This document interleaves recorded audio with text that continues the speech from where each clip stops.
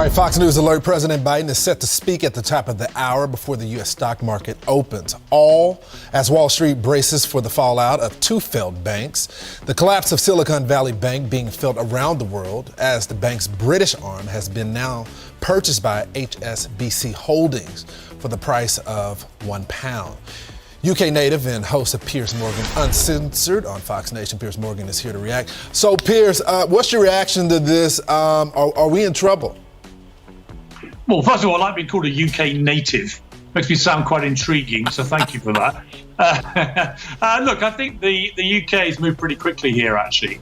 They had the benefit of a weekend to sort this out. They've moved in quickly. The Treasury, the Prime Minister, they persuaded HSBC to buy it for $1.20, and that seems to have calmed things temporarily. I guess the real question was twofold, isn't it? Is any taxpayer money anywhere in the UK, US, anywhere else going to have to be used to try and bail out this crisis? I think the answer from most of the public, most of the taxpayers, is absolutely not. So I think the administrations both in the US and UK are very mindful of that. But secondly, what's the ripple effect going to be? How many other small banks, possibly mid to larger banks, may be in trouble if this carries on? So these are testing times for both Joe Biden and for Rishi Sunak, the Prime Minister here. Yeah, everybody is worried about that ripple effect. I want to get your comment on another topic. So apparently Prince Archie and Prince Lilibet reportedly have been excluded from their grandfather's King Charles' coronation. And also Prince Andrew is upset that he hasn't received any of the Queen's almost $800 million fortune. First, your reaction to the grandchildren not being invited. Well, you know, Lawrence, we used to watch Dallas and Dynasty over here in the UK, and we used to think, God, these people are so ridiculous. They're rich, they're entitled, they're spoiled, there's always a drama. Now we have our royal family, and they're behaving exactly the same way.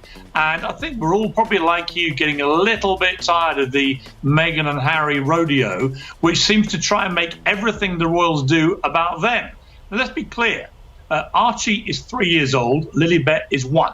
They're way too young, in my estimation, having had 4 kids, to be stuck in an abbey watching a coronation bang on for hours on end. So I think it would be ridiculous for them to be there, especially having flown all the way from California with all the jet lag.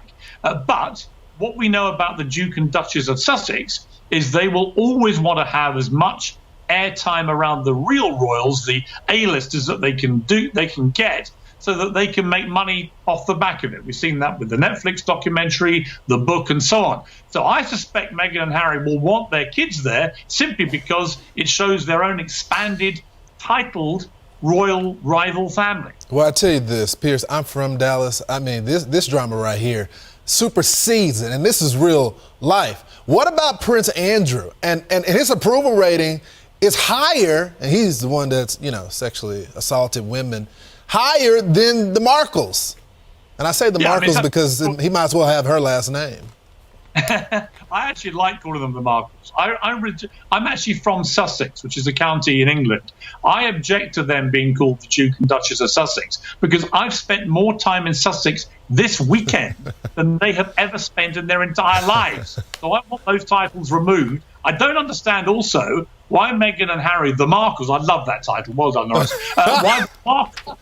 Why do the Markles want to give their kids these titles? Have they got permission from their children? No. I thought they said the monarchy was a ghastly prison camp run by callous rapists. Why would they want their kids to have these titles? So you then come to Prince Andrew, who is incredibly more popular than the Markles in America right now.